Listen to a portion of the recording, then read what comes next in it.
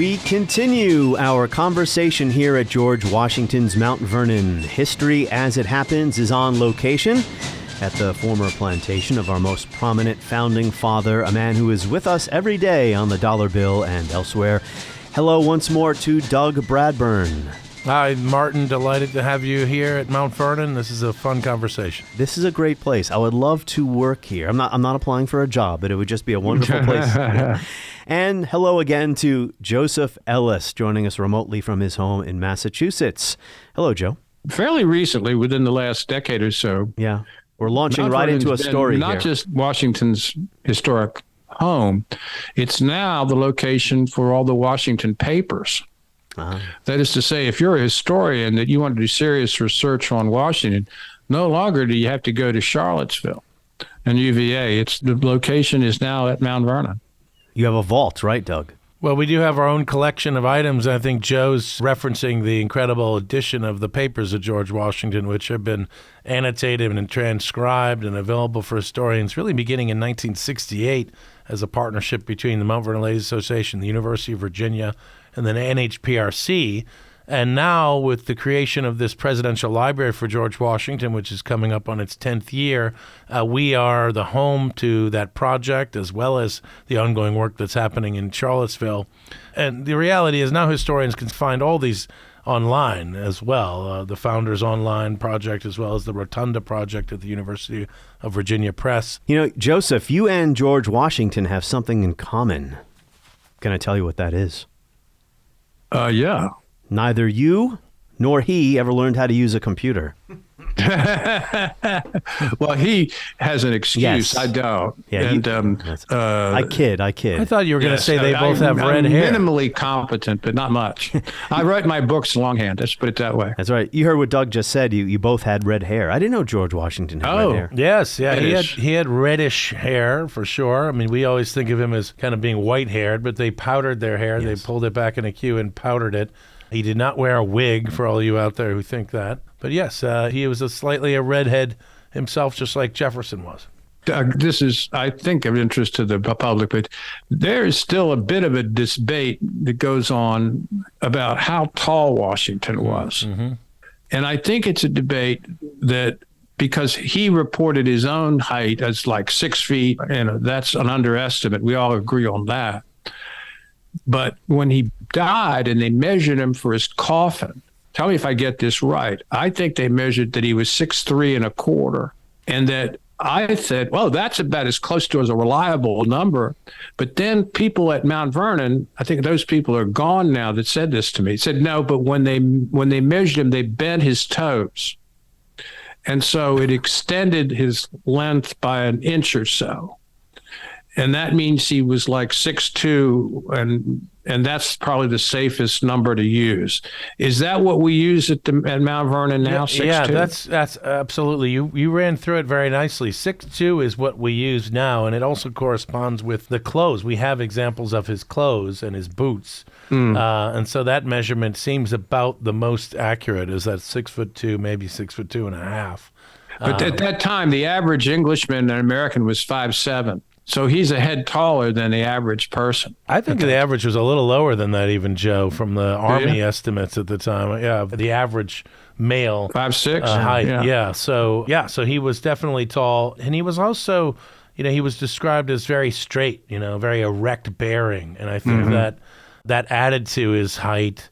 The fact that most of these men were wearing big hats as well is sort of gives you a little extra, I'm serious, gives you an extra presence.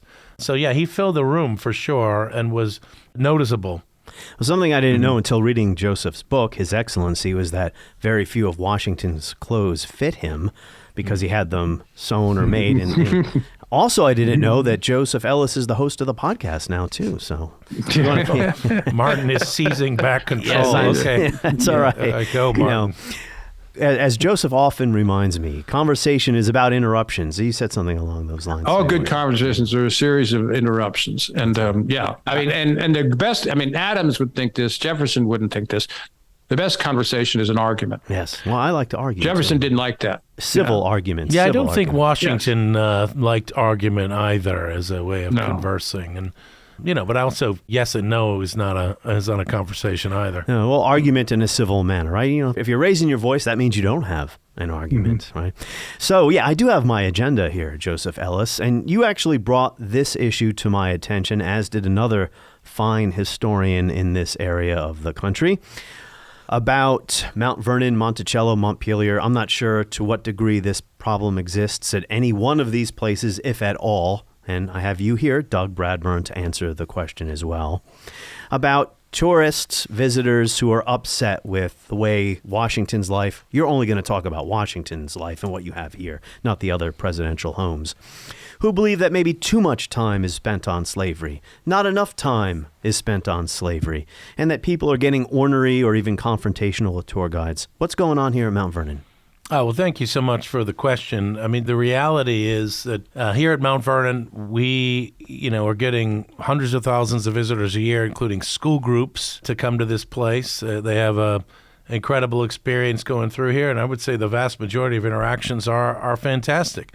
People are curious about slavery. It's one of the questions they're going to ask, and people come in with their own attitudes about what they want to hear. So you're right, there are some people who are going to feel like the issues of slavery, the stories of the enslaved, are not enough of the presentation, and there are going to be some who really don't want to spend any time at all on it. They think any reference to slavery is a diminishment of the legacy of George Washington. And so we don't feel that way. We feel like our job is to present the history, the stories, the place in a way that is contextualized to the 18th century achievements, both of George Washington and the reality that this was a plantation where enslaved people worked and lived. And so it is always a challenge to find the right balance. I do think that the environment in America today is one where people tend to be polarized a little bit and political on occasion. But in general, we haven't seen at Mount Vernon, at least, any kind of antagonism between the guests and our staff. People, nations, need origin stories, and all origin stories when it comes to nations and even individuals. I mean, George Washington, right? Never cut down or never lied and didn't cut down the cherry tree, whatever that silly story is we're taught when we're kids, are a combination of fact and myth, is what I'm trying to get at.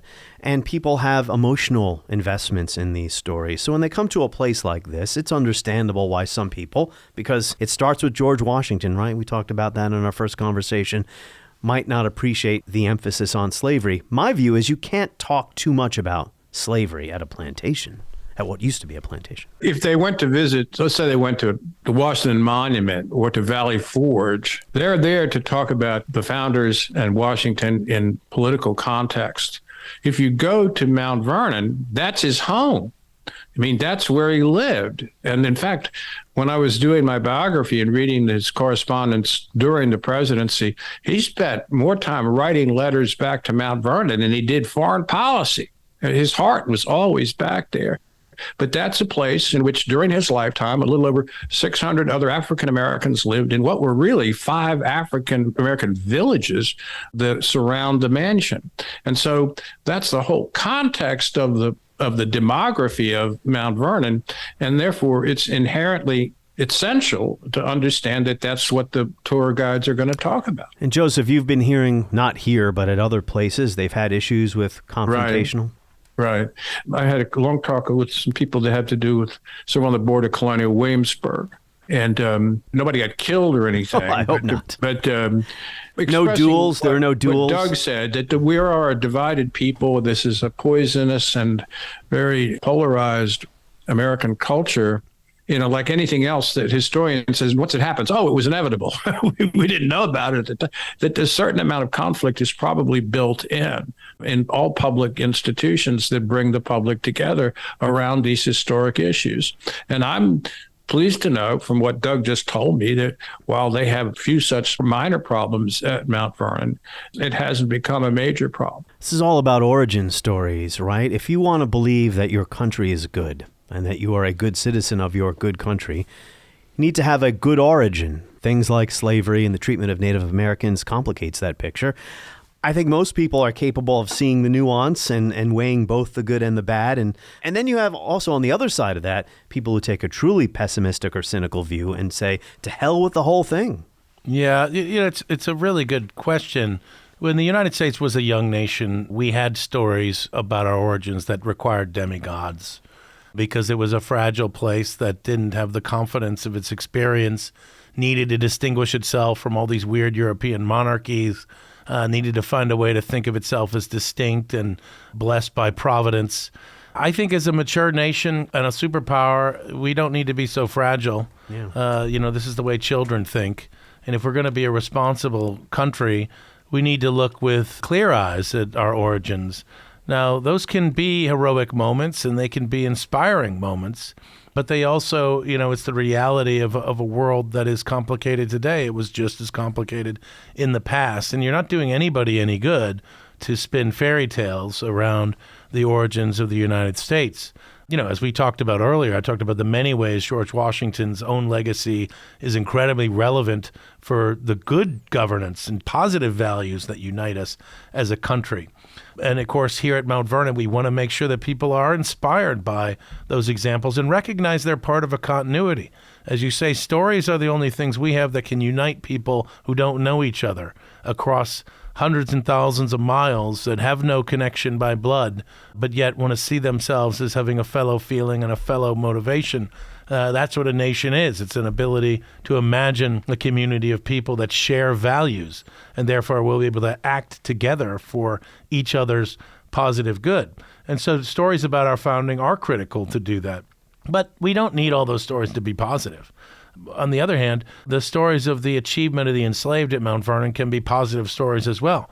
This isn't just a negative connotation. This is about human achievement, about community, about skill, all of which is on exhibit here at Mount Vernon. This is a place, an extraordinary 18th century survivor, because of our active preservation of it, of the skilled labor and hands of people who were enslaved, of people who would have gone anonymous, but for the fact that they labored to support one of the most famous men in history. It's Washington's own incredible record, and because he was beloved, that it was preserved, that we can tell the biographies of hundreds of people who were enslaved here at Mount Vernon. It makes it more interesting. When I come here, and I go to Monticello every September for my birthday, I want to hear about all of that stuff. I mean, if I were to go back in time on the Joseph Ellis time machine and walk out of the time machine in 17 whatever, what would I see if I were to arrive here? I wouldn't complain, well, you're talking too much about slavery at a plantation. That's all I would see. It would be the first thing that would hit me. If I can get off my soapbox. But go ahead, Joseph. No, I'm just nodding in agreement. And as I think I said earlier, Mount Vernon in Washington's days was a mansion house surrounded by 5 or 6 African-American villages. The images that most Americans have of slavery got shaped by Gone with the Wind and with earlier film depictions of slavery. And slaves lived in these garrisons, these barracks kind of situations. And that became true in the Carolinas and Georgia, and as it spread to some extent in places like Mississippi and Louisiana. But in Virginia, Monticello and Mount Vernon are representative, so is Montpelier. The African-American population lived in family units. That's what needs to be recovered. And I don't know where I started with this, but I do think that that's the origin of the African-American experience in the United States. It comes from there, and there's a lot of proud people that come out of that group. So, Joseph, let me ask you, and I want both of you to answer this question. Aside from some of this divisive stuff, it is still hard to interpret the life of Washington because, Joseph, he is still very much shrouded in myth, right? Right. He has distancing mechanisms that are better than any of the other founders. He knows how to keep his mouth shut. There was a Polish visitor that comes very much at the end of Washington's life. I forget his name. Maybe Doug can remember it. But he left one of the most interesting descriptions of Washington as an old man. And he's walking on the backside of Mount Vernon, that beautiful view of the Potomac there. And if you're an actor and you want to make a film about Washington, this is all you need to know to get the character right. He communicated with Billy Lee with his eyes. He didn't say anything. People would ask him about what really happened at Monmouth Courthouse, and he would look over at Billy and make a gesture. Billy would talk back to him with his eyes. Washington believed that his private life was his business and none of ours whatsoever. and he ordered, and she agreed to destroy all the correspondence with Martha. I believe 3 or 4 letters have survived accidentally. Basically, he said, as a public figure, everything I did's on record, the papers from the war years, which he ordered written or transcribed. But as far as my relationship with other people and my wife, that is none of your damn business. And he lived that. Doug Bradburn, is his life still shrouded in myth? I mean, your job is to ground him, right, for your visitors. Well, yes, I think that's right. I mean, Joe has written powerfully on this, as he says, and the reality of George Washington is he's not as good as a young man at keeping people away from his passions and his innermost thoughts. And it's definitely something that he learns to his benefit as a political military leader, for instance, in the American Revolution. He's much better than as he is as a young officer in the French and Indian War, in controlling his passions with his superiors and in communicating. Yeah, he goes back to try to edit that stuff out later in his life. How about that? Well, and he's very good at covering his tracks while he's in action in the American Revolution. I think of the great compromise that everybody talks about in the presidency, where the Capitol, the deal made between Jefferson and Madison and Hamilton, that the capital will move to the Potomac and the state debts will be assumed and become part of the national debt and be funded. This was a deal struck. You know, Hamilton wanted the capital to stay in New York or in Philadelphia, certainly in New York, but he also wanted the state debts funded. Jefferson didn't want the state debts funded, but he wanted the capital to be in the South on the Potomac. Of course, the only one who wanted both of those outcomes is George Washington. He's the one who gets what he wants. The big knife, as he's called, gets what he wants. He's moving behind the scenes all the time. And in some cases, historians mistake that for a man that's not really that engaged. Like, that story is often told as Hamilton and Madison and Madison and Hamilton. And of course, it's Washington who's the mover and the shaker in his administration and really running things. But yet, yeah, he keeps us at arm's length. He hides a lot of his political action. And of course, he was so revered and mythologized. You know, you have his monument, completely out of scale obelisk that stands for eternity. Whereas, you know, we go to the Lincoln Memorial and there's Lincoln surrounded by his words, sitting in a chair, well, throne or sitting there. I mean, he's out of size for sure, but it's a very different experience. Yeah, there are no words on the Washington Monument. Yeah, that's an interesting fact. Exactly right. So he's sort of that abstraction for Americans still. So how have the exhibits and the focus changed here over the years? Oh, thank you. Yeah. So, you know, Mount Vernon itself was saved by a group of women, an incredible group of women who came together at a time before women had the right to vote, or certainly in many cases could own property in their own right. And they formed the Mount Vernon Ladies Association, which saved this place for the American people. They purchased it from the Washington family. And so since 1860, the home and tomb of Washington have been preserved for liberty-loving people around the world, as they would say in the 19th century, to visit as a pilgrimage site Washington's home. And I would suggest that early on, that vision of its sort of shrine-like aspect of Mount Vernon, where Washington, you know, was sort of worshipped on the one hand, but visited, you know, but also very much leaders in preservation, where they knew that they wanted to preserve what Washington had. They preserved the outbuildings, which a lot of, you know, the men at Harvard wanted them to knock down the outbuildings where, quote unquote, the menials worked. But the Ladies Association kept it all and preserved it all, because if Washington had it and lived in it, they wanted to keep it. And that gradually turned into an ethos of preservation, which has influenced the whole American preservation movement in many, many ways, in different unforeseen ways. But I would say, you know, fast forward to a more modern era, it really is the 1980s, with the rise of social history. Ladies Association want to be able to educate more people about what the experience of life was at Mount Vernon as a plantation. So it less is sort of a shrine-like destination and more of a living history. Reflecting the scholarship at the time? Yeah, reflecting the scholarship. I mean, you saw with Colonial Williamsburg in the 19th century develops this notion of a living history museum, where you're going to have historical reenactors and historic trades, and you're going to try to create, you know, 18th century life. And that is kind of trickling into the way Mount Vernon's thinking about how to interpret the experience of visiting the place, so that, for instance, we develop in the early 1990s what's called the Demonstration Pioneer Farm, which can show off 18th century farming techniques here at Mount Vernon. That's the first effort to start telling the story of George Washington, the agriculturalist, the entrepreneur. And so it starts with that effort and then quickly turns into an idea that, well, look, people visiting Mount Vernon, who are still coming in droves, aren't being taught in schools about the story of the life of George Washington. That's the idea, at least, of the perception of the Mount Vernon Ladies Association by the late 90s. And so they take over his grist mill. They develop multiple museums, which opened in 2006. We have a more of a decorative art style museum in which the collection of the Washington family can be put on display and preserved, but then also a museum, which we call the Education Center, which is really a biographical story of George Washington, including the enslaved as well. That goes in 2006. On the heels of that, they create the distillery. We distill whiskey. I'm happy to say yesterday we were voted by the Virginia Tourism Board as the best distillery in Virginia. Where's and then mine? Finally, you got to pay for that. Even I got to buy that because we're an ABC regulated situation here.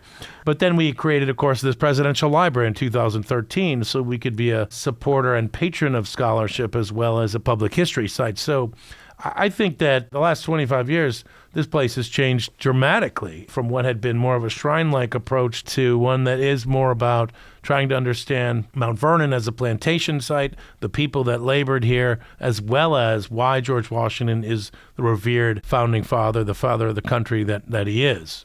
Joseph, I know you want to jump in, but I do have one more question for Doug here. What are tour guides expected to know? Yeah, thank you very much. So the vast majority of the guides who people will interact with here will be through the mansion tour. They'll see them to the tour. We have specialty tours and other things, but we don't have guided experiences of the museums or really much else of the estate.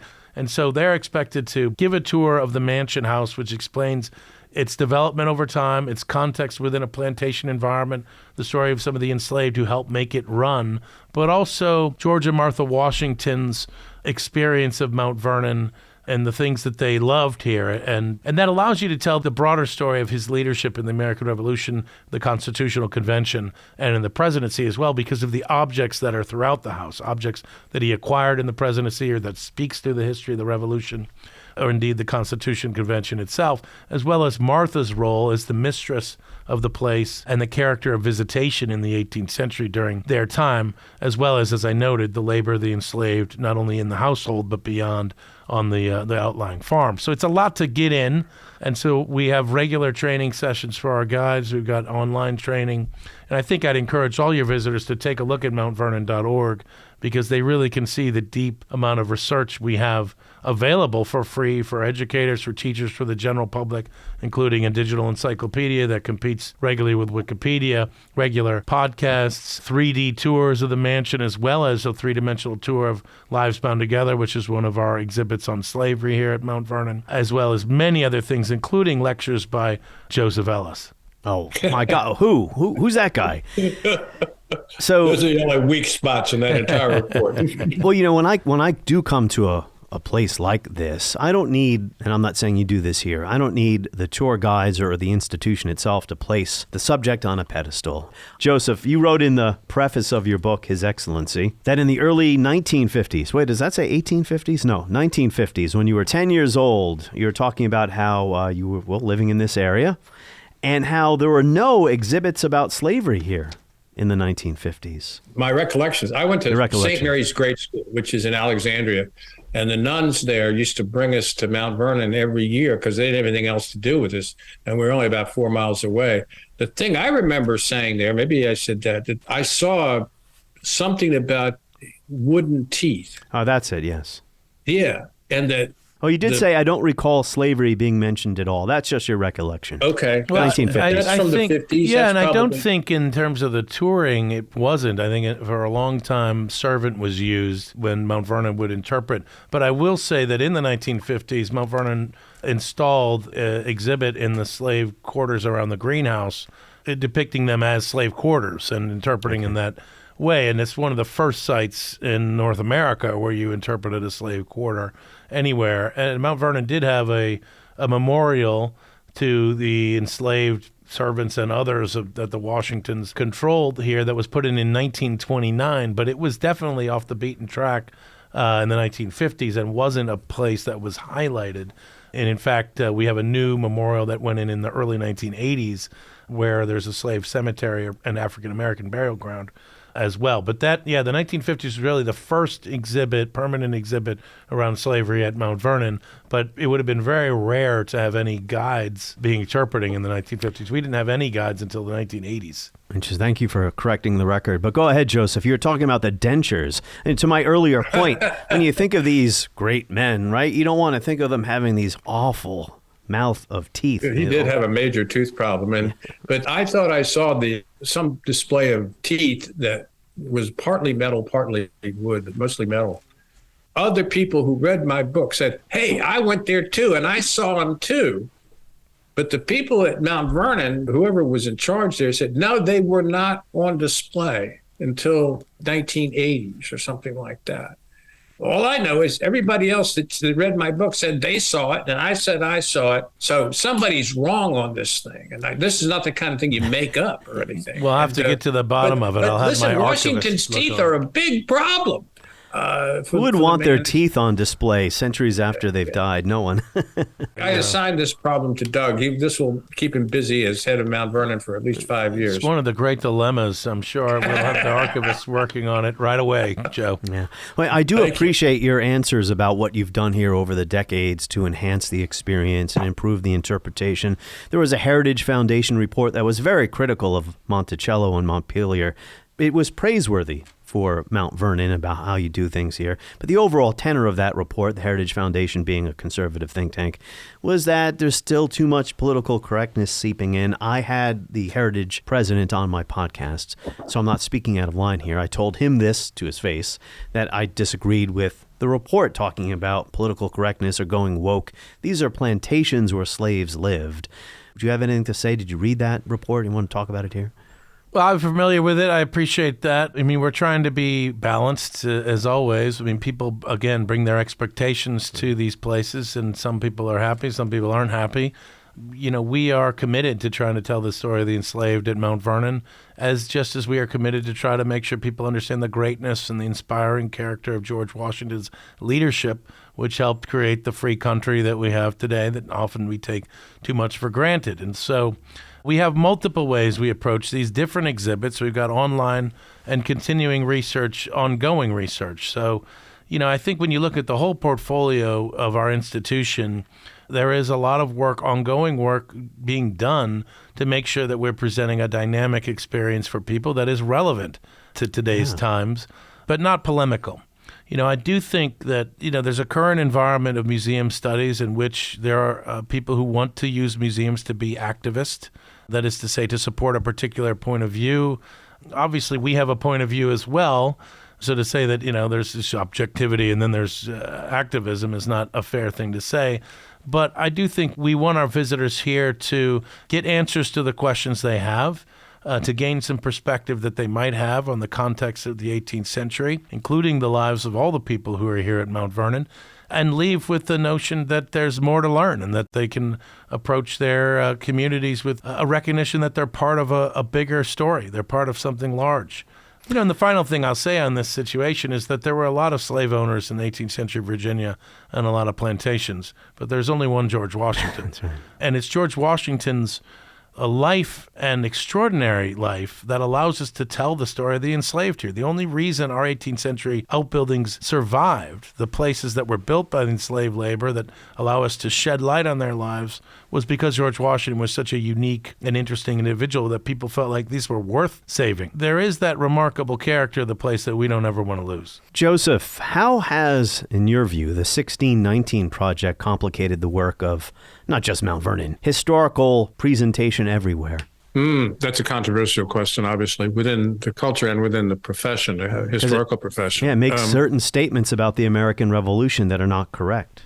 I think that the people that went along with the 1619 Project have had conferences over the recent months in which they have acknowledged that point of view has its limitations, and some of the things they've written, they've sort of reversed themselves on. Truth is, the first Africans didn't arrive in America or North America in 1619. They arrived in Florida in 1546.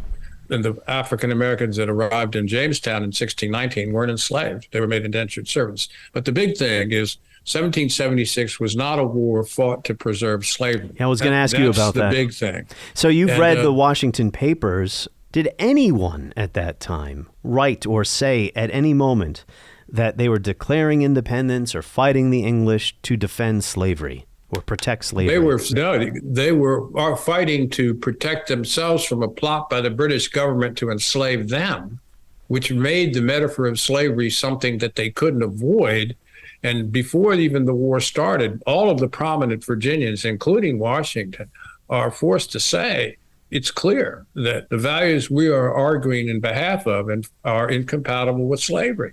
I think what's confusing is the founding generation does not successfully end slavery during their time, but that doesn't mean the war itself and the movement, the independence movement, was pro-slavery. In fact, the basis of the abolitionist movement and of the notion that blacks and whites can live together, those are established as a result of the American Revolution and the values that we hold most dear. So I don't think we need to argue about this, because I think that the 1619 people have backed off in a responsible way. Where they have a point that I think is undeniable, and that we're living with the consequences, that slavery and its residue racism are the original sins of American history, okay? And that we still have to deal with that. An attempt to avoid that fact is to avoid one of the central lessons of American history. So there, I joined forces with them, recognizing that the dates 1619 and 76 are very misleading. Yeah, I think I don't have anything to add to what Joe noted, in that particular history, I think, is not proven by the record. I don't think there's a ton of evidence that shows that people fought in the American Revolution to preserve slavery. Dunmore's proclamation only applied, of course, to people enslaved by patriots, not to people enslaved by loyalists. It has that challenge to it. And that was a war measure that Washington certainly feared, because if that was going to have an impact, the patriots would never be able to fight against a growing discontented class like that if the British could arm them and mobilize them. Ultimately, it wasn't a major impact on the direction of the war, and of course was resented by West Indian planters who remained loyal, and many others. So Joe's right. I mean, in the sense that the broader effort of the project is to heighten the telling of the importance of slavery, overall American history. That does reflect the way the scholarship has evolved in the last 40 years. I think I agree that, Americans absolutely need to come to grips with the role that slavery has played in American history. I do think a lot of progress has been made, however, and I think downplaying that progress is a mistake. I think it alienates people. I think that although there's still work to be done in this country, the blame is on our generation and on ourselves more than it is on past generations and what they did or didn't do. I mean, we're the ones who are responsible for issues today that still persist. And so we have to find ways to better work through these long-term challenges. Yeah, we're not imprisoned by history. Well, we have agency today. Yeah, absolutely right. That we use the past to be inspired to improve the present, not to be chained by it. And that's the whole perspective in the Enlightenment that helped create this country, the idea that we are not bound to do things the same way that they've always been done, that we are free to make our future. That's the whole point of being an independent nation. There can be a tendentiousness that is brought out in some of these polemics, which are not really an effort to be objective and forthright about the complexity of the past, but rather to have a useful past to make present political arguments, which again, I think is more alienating than useful. So Joseph, when we were chatting about doing this, and we'll wrap up here, having these podcasts and having this conversation, it was about the importance of conversation, especially at this point in our nation's history, where we need to be able to sit down and talk about the uncomfortable aspects of our past, but do it in a responsible way. Because right now, the situation in our country is rather unsettling, whether it comes to politics, history, whatever. I think that Mount Vernon is now it's a place where students can be actively involved in the history of the United States and the controversial history of the United States, and they can argue there. They can have reasonable dialogue. That's what's missing so much in our polarized American society. If you can create a place and a situation where people from Alabama and people from Minnesota and people from Virginia all come together in one place and say, what do you learn from this? And what do you take away from this? And even when they don't completely agree, they're having a conversation and a dialogue. I'm a believer in dialogue. It's the one thing that my life as a teacher was committed to, and my life as a writer is equally committed to. And it's what's so difficult to sustain in this particular moment. Yeah, that's wonderfully said, Joe. And, that's exactly my perspective. Mount Vernon, because we are trying to live up to the legacy of George Washington, who was himself attempting to stand above party, attempting to tamp down the hyper-partisanship of his own time.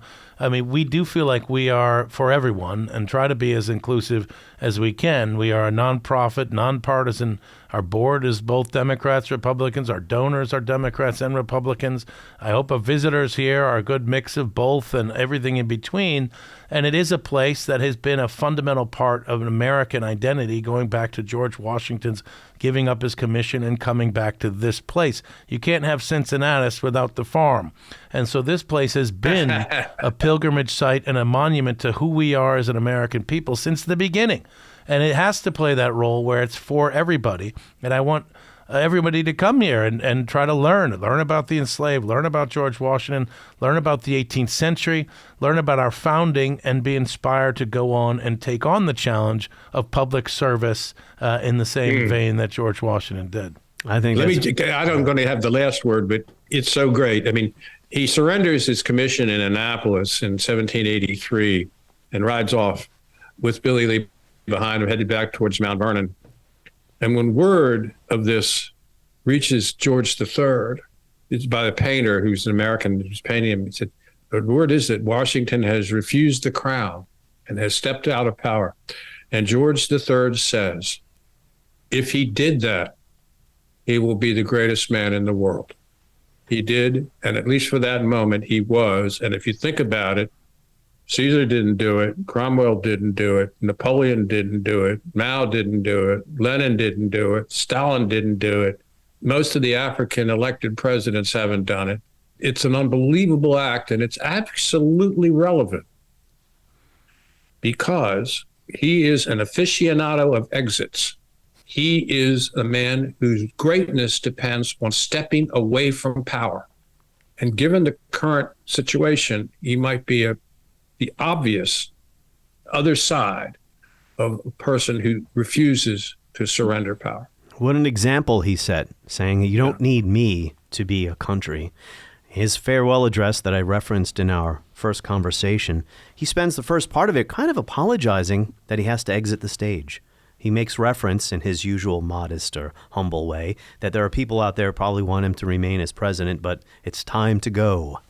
Yeah, absolutely. And Joe said it very well. And, you think about what's exceptional about the United States. Americans have been telling ourselves we're exceptional for a lot of reasons, and that was the first story.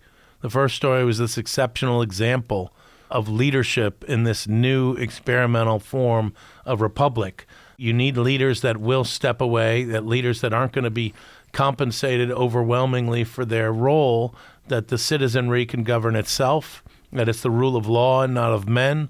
And all those things come together at Mount Vernon with George Washington's initial retirement and then get reinforced in the presidency very powerfully as well. And thank goodness, because that has given us, again, a resonating value and a story that we can tell that all Americans should agree on. That's the thing. What are the things that unite us? They're values. They're values that unite us. And what we argue about are policies. And when we see those values compromised or we feel like we're not living up to those, we can say that's un-American and we can attack each other for being un-American. And maybe we have a point. But that is the thing. We have stories that unite us, and those stories help give us values. And a lot of those find their way back to George Washington. Well, I would hope that, and as a history junkie, a journalist with an interest in history, I'm not a historian, of course, I'd like to see an end to the use of history to divide. It needn't be that. In fact, most of our time, it hasn't been that. It is a region in which people with different perspectives can come together, one of the reasons I make such a big deal in my work on the final correspondence between Adams and Jefferson. The American Revolution is an argument about what the rule of law means and what a nation means, and it's not complete until that you get both of them together. And their argument is a clear sign that what made the founders work as a collective is that they didn't agree. Oh. That is to say, the only thing they did agree on, was that Washington was the founding father of them all. That's the one thing they could agree on, and that there's built-in checks and balances in the generation. I mean, if Jefferson ran the whole show, we'd be an anarchy. If Hamilton ran it, we'd become a totalitarian dictatorship. But that inherent in in American history and in the American generation, the founding generation, is an argument. Argument is the nature of democracy. The Constitution is not a set of truths. It is a framework in which we continue to argue about what the truths are. Argument is good. Yeah. Divisiveness, hyperpolarization, not so much. Doug Bradburn and Joseph Ellis, allow me once more to thank you on behalf of the Washington Times for welcoming History as It Happens to the Washington Library here. History as It Happens is available wherever you get your podcasts, and you can sign up for my newsletter at historyasithappens.com.